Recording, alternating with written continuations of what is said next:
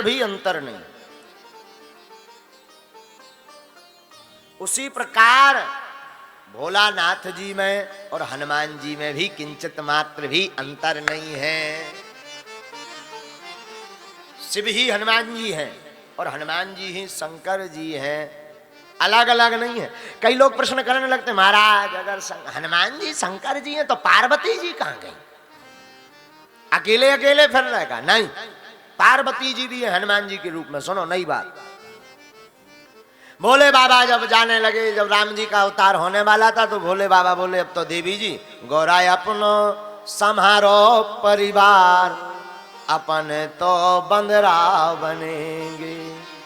हाँ, हनुमान जी बोले अब तो, शंकर जी बोले पार्वती जी गौरा अब तुम अपना परिवार संभालो, तुम गजानन की करियो उसार, अपने तो बंदरा, तुम गजानन की उसार करियो, खवाइयो पे बाइयो, हम जाई थे। पार्वती मैया बोली हुजूर कहाँ? शंकर जी बोले अब तो हम बंदरा बन में डाल से उडाल पे उछल भी। पार्वती मैया बोली महाराज हम तुम्हारे बिना रह ना पावी, तुम बंदरा हम बंदरिया। हाँ, तो शंकर जी बोले नहीं नहीं नहीं, गड़बड़ हो जाएगा। क्या गड़बड़ हो जाएगा? बोले दरअसल क्या है कि इस बार हम ब्रह्मचारी रूप में जा रहे हैं, हमारा जो 11वां रुद्र अवतार होगा ब्रह्मचर्य का पालन करके होगा, तो तुम जा नहीं सकती। पार्वती मैया बोली महाराज ब्रह्मचारी बने रहा, लेकिन तुम बंदरा हम बंदरिया, क्या दिक्कत है? देखो हनुमान जी बंदर जैसे दिखते नहीं, बंदर है नहीं ना, इसमें भी किम पुरुष है हनुमान जी, कौन है ये पता ही नहीं। बंदर है कि इंसान जैसे हैं कि कैसे हैं, जो जिस भाव में देखे वैसे ही भाव में हनुमान जी दिखाई पड़ते हैं। लेकिन गोस्वामी जी ने तो कहा वानराणामधीशम, वानरों के राजा तो हैं। तो हनुमान जी बोले, शंकर जी बोले अब तो हम बंदरा बनेंगे, हनुमान जी बनेंगे। तो कई लोग पूछते हैं कि अकेले बने, पार्वती कहाँ है? अरे जब जाने लगे तो शंकर जी बोले कि वैसे तो हमें बंदर बनना है, दो की जरूरत नहीं, एक ऑप्शन है। पार्वती मैया बोली वही ऑप्शन बताओ ताकि हम साथ रह सके।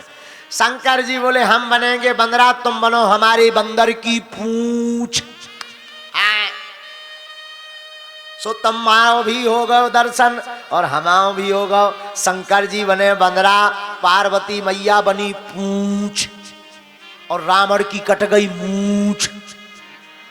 आओ, यही पूंछ के कारण तो रावण की मूंछ कटी। पूंछ का ही चमत्कार पूरी लंका में रहो, जहां तहां केवल हनुमान जी की पूंछ रही, पूंछ, और रावण की कटी मूंछ। क्यों? हनुमान जी की पूंछ ने घर घर आगी लगा दी, उलट पलट लंका सब जारी। पत्रकार बोले रावण से आगी लग गई लंका में, रावण बोलो हव लग तो गई, हमें पता है, तुम चिंता ना करो। पत्रकार बोले मर रहे आदमी, रावण बोलो हाँ हाँ हमें पता है, जो मूर्ख आदमी हो तू ऐसे ही कान लगा, तुम चिंता ना करो, हमें पता है सब, तुम्हें क्या पता मर रहे आदमी? रावण बोले चिंता ना करो। और जब हनुमान जी वापस चले गए तो जहां तहां केवल हनुमान जी की पूंछ। 4 आदमी भी बैठे राक्षस लंका में, बोले कहा यार भैया बंदरा बनो, खतरनाक खतर। दूसरा बोलो हतो तो, तीसरा बोलो तुम बंदरा की बात कर, पूंछ नहीं देखी है, पूंछ कितनी खतरनाक। हाँ बोले यार हाई भाई साहब डेंजर एरिया है तो। हाँ, तो रावण की मूंछ को हमारे बालाजी की पूंछ ने काटी, और लंका में 2 की तो लड़ाई रही, पूरे लंका युद्ध में 2 जन की लड़ाई रही, रावण की मूंछ की और बब्बाजू की पूंछ की। आओ आओ, लेकिन रावण की मूंछ पर बब्बाजू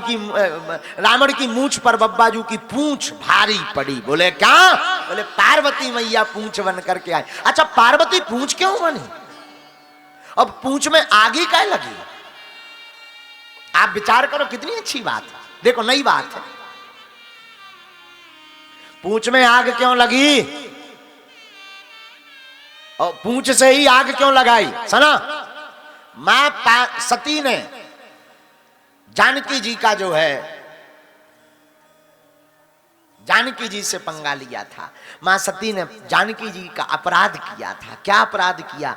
जब राम जी वन में जा रहे थे, शंकर जी कथा सुन करके जा रहे थे, तो मां सती जानकी का भेष धारण करके गई थी। तो जानकी का अपराध किया और जानकी जी को निवास राम जी ने दिया था, तुम पावक मह करहु निवासा तब लगी करहु निशाचर नासा। तो जानकी जी अग्नि में विराजमान थी, तो मां सती ही पार्वती बन करके आई और पार्वती मैया माफी मांगने के लिए ही अपनी पूंछ में आग लगवा करके जानकी जी से माफी मांगती। तो लंका में अगर कोई खतरनाक रहो तो हमारे हनुमान जी महाराज, तो हम आपको बता रहे थे राम ही श्याम हैं और शंकर ही हनुमान हैं, दोनों में किंचित मात्र अंतर नहीं ना, किंचित मात्र अंतर नहीं, बिल्कुल भी अंतर नहीं, दोनों एक हैं।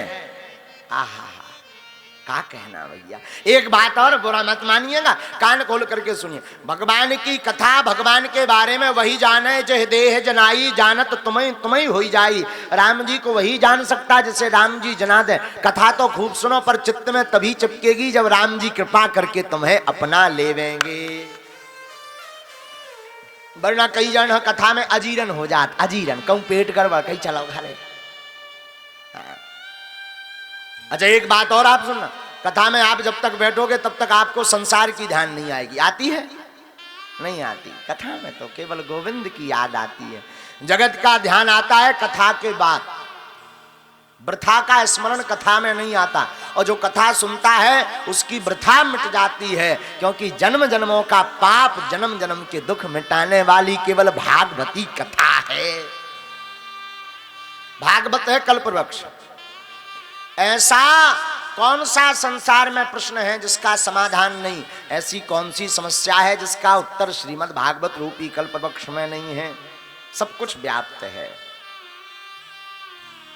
लेकिन सुनने की जरूरत है। सुनने का मतलब होता श्रोता। कल हम कथा में श्रवण करवा रहे थे महात्मा में आपको, तो कल में आपने श्रवण किया धुंधकारी का कल्याण हुआ। गोकर्ण जी ने कथा सुना करके धुंधकारी का कल्याण किया और धुंधकारी ने भागवत की महिमा भी गाई। धन्या भागवतिर्वार्ता प्रेत पीड़ा विनाशिनी, प्रेत पीड़ा विनाशिनी। धन्य है भागवत की कथा।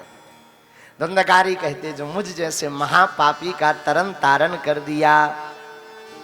अरे भैया, जब धुंधकारी जैसे महापापी तर सकत तो क्या हम आप नहीं तर सके? हम लोग भी तर सके अगर कथा सुने, जीवन में उतारे। तो आगे कथा क्रम में महत्व में नियम बताया गया, जो कथा श्रोता हो वो 7 दिन तक ध्यान पूर्वक कथा सुनो। जो कथा यजमान बने, श्रोता है जो, नियम क्या है? 7 दिन तक ब्रह्मचर्य का पालन करना चाहिए। 7 दिन तक असत्य नहीं बोलना चाहिए कथा सुनने वाले। 7 दिन तक झूठ नहीं बोलना चाहिए। 7 दिन तक मिथ्यावाणी नहीं बोलनी चाहिए। 7 दिन तक द्वेष भावना नहीं रखनी चाहिए। जो आवे सो से भगवान रूप ही मानना चाहिए। और जो साप्ताहिक कथा सुने उन्हें 7 दिन तक भूमि में शयन करना चाहिए। भूमि मतलब जमीन, और हो सके तो उपवास रहें। हाँ, हो सके भोजनम तु वरम मन्ये कथा श्रवण कारिकम, नोपवासो वरः प्रोक्तः कथा विघ्न करो यदि। अल्प भोजन करो। अगर तुम्हें बीमारी है, शुगर वगैरह भाई, तो कछु खा लो। इतना मत खाओ कि कथा के बीच में उठवो पड़े। इसीलिए उपवास की महिमा है। कम प्रसाद में भटा और कुमड़ा नहीं पाना चाहिए। जब तक कथा सुनने तब तक गुरु मंत्र का जाप करना चाहिए, अथवा 12 अक्षर का मंत्र का जाप करना चाहिए, तभी कथा फलीभूत होती है। और